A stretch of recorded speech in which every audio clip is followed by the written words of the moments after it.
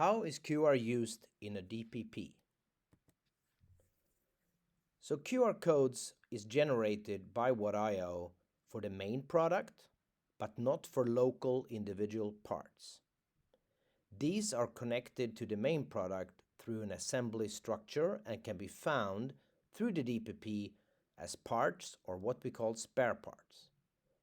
However, if you have products that are actually in the assembly structure, but you would like to have an individual DPP and a QR code for these products, you can build them up as sub-products. The speaker drivers in this example is a typical sub-product.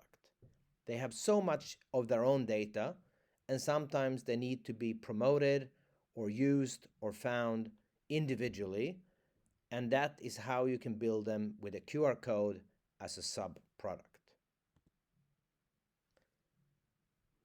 To use QR codes on these kind of sub-products, most likely you would simply use a simple label printer and actually just generate the QR codes from What.io and print and stick these labels onto the sub-product. The same would go if you would do exhibitions or if you would showcase these anywhere in a shop or any kind of store environment. So that's the way you can actually use QR codes also for sub-products or the main product.